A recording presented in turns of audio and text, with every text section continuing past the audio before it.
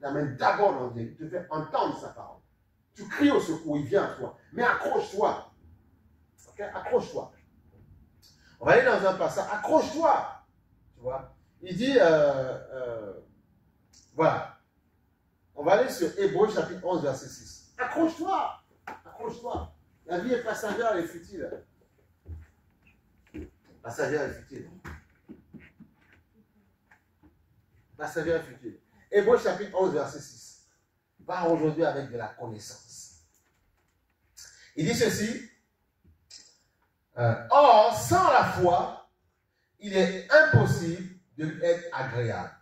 Car il faut que celui qui s'approche de Dieu croit que Dieu existe et qu'il est le rémunérateur de ceux qui le cherchent. C'est important. C'est dommage, ce matin, je voulais vous partager une vidéo ce matin, mais on va peut-être la semaine prochaine, où ça m'a frappé. Bon, on le savait déjà. Des gens, vous savez qu'aujourd'hui, des virus, on développe ça en synthèse dans les laboratoires. Ce qu'on appelle, la biologie synthétique. Voilà. Où en fait, le virus, la variole, même le sida, tout ça, le cancer, tout, ils fabriquent. Ils disent non, mais c'est pour aussi demain, il y a des soucis, on pourra. Voilà, mais sauf que demain, si ça tombe dans les mains de quelqu'un, il libère.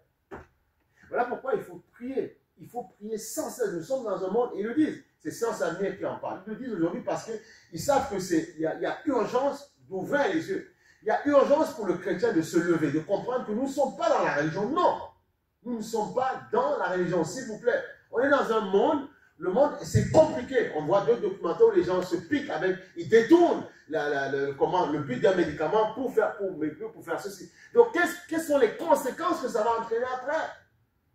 Vous voyez, on vit dans un monde très, très compliqué.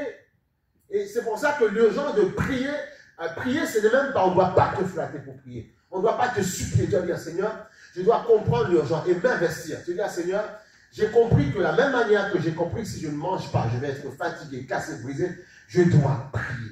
Parce que le Seigneur a dit, l'homme ne se nourrira pas seulement de ce qui rentre, dans la bouche, mais de pain, tu vois, mais de toute parole venant de lui.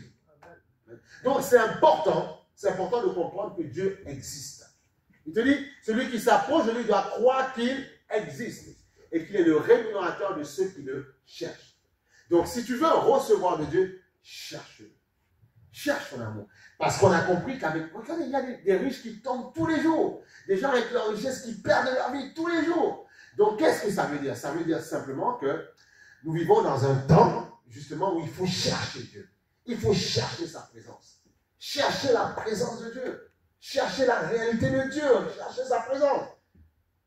Notre espoir, c'est se dire, je veux comme lui, je vais être comme lui, je vais avoir autant de richesses comme lui. Mais Dieu te montre que peut-être que ma volonté, c'est aussi que tu aies ces choses-là, mais je ne veux pas que tu l'aies sans moi, parce que je sais ce qui va arriver.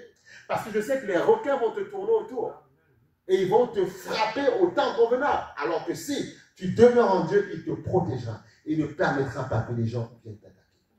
En fait, la connaissance de la Bible, il faut comprendre. Dieu nous fait comprendre que le monde entier est sous la puissance, on a vu la dernière fois des démons, la réalité spirituelle. On a fait comprendre qu'un démon, c'est simplement un ange qui a chuté. Et donc, on te donne le nom en fonction de ce que tu es. On a dit par exemple que quelqu'un de normal va en prison, on l'appelle un prisonnier ou un brigand. Mais tant que tu n'as rien fait, tout va bien.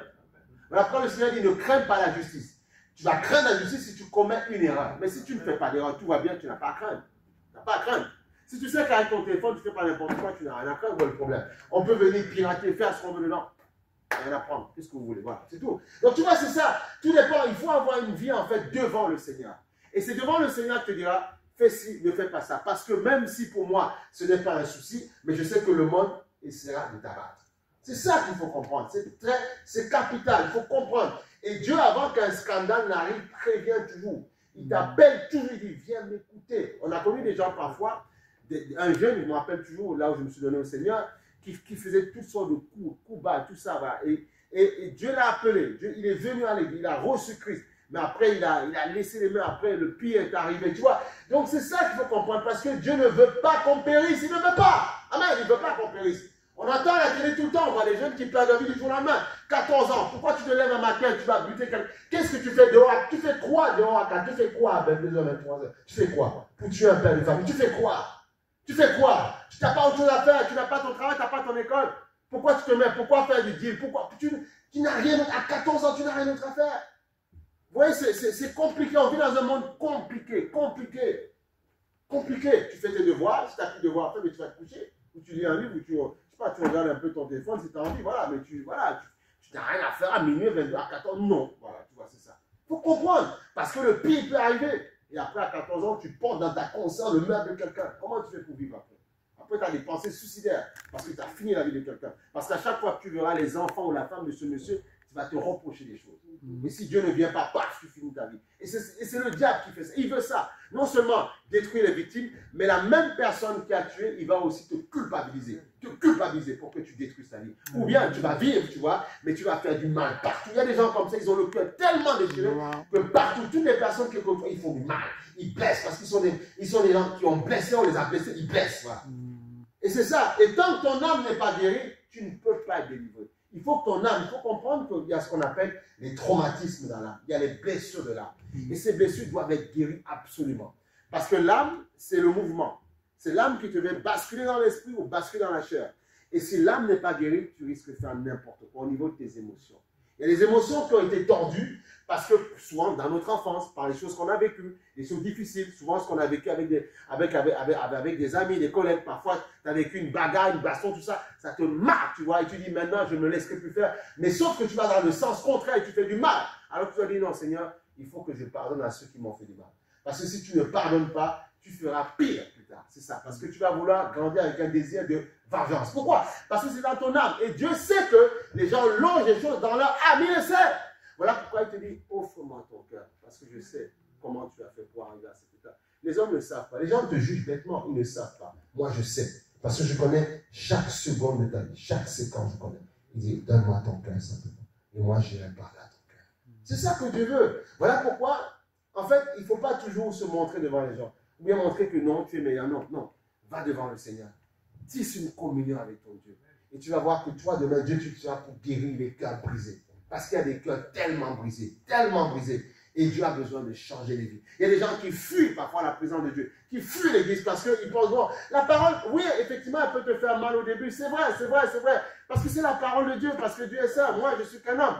Mais en fait, Jésus, une fois, ses disciples ont dit, Seigneur, il a dit, vous, si vous ne voulez pas partir, il dit, non, mais Seigneur, tu as les paroles de la vie, qu'est-ce qu'on va faire? On sait qu'on n'est pas comme toi, on n'est pas OK, mais voilà. Comme ce jeune, je vous ai dit, il est arrivé dans l'église, la part, il dit, non, il est trop pur, Jésus est trop saint, non, moi, je ne peux pas. Non, Dieu sait qu'il est saint, mais il t'appelle pour te faire vivre sa splendeur, puisqu'il t'a créé à sa dimension. Mais le monde t'a souillé. Donc, il veut te faire vivre sa gloire, il ne te juge pas. Mais non, moi, je ne viens pas à Jésus parce que j'ai peur qu'il me frappe, non. C'est son amour qui m'a séduit simplement. Parce qu'il m'a aimé, c'est son amour qui m'a séduit. Parce qu'il m'a tant aimé. Comme il m'a aimé, je suis venu vers lui. Et parfois, il m'a dit, non, mais t'inquiète pas. Au début, t'inquiète pas pour ça, t'inquiète pas. Je vais nettoyer, je vais laver. Mais viens vers moi. Donc, venez dans le Seigneur. Ne vous laissez pas, ne vous culpabilisez pas. Ne dites pas, non, on va me dire les choses. Non, effectivement, on va te dire les choses qui parlent à ton cœur. Mais laisse Jésus rentrer dans ton cœur. Si un pasteur te juge, il n'a rien compris. Non, son rôle, c'est annoncer la parole. C'est à toi de te dire, on ne te juge pas, mais Jésus veut simplement enlever ce qui a détruit, t'a fait mal, et laisse remplacer les choses. Et là, tu verras. Là, ta vie va changer. Tu comprendras que tu n'es pas un religieux. Moi, c'était une histoire de religion. Il y a longtemps, j'aurais arrêté. Il y a longtemps. C'est parce que c'est une histoire de relation personnelle. Amen. Relation personnelle avec Jésus. Une relation, une intimité. Forte, splendide. Tu commences à faire un peu de foot ou de rugby. Tu dis, Seigneur, aujourd'hui, je puisse faire un match excellent. C'est tout. Excellent. Tu rentres comme ça. Et là, tu vas voir, Dieu te demande de déménager toutes choses. C'est comme ça qu'il faut faire. C'est ce que Dieu veut. Marcher. C'est ça.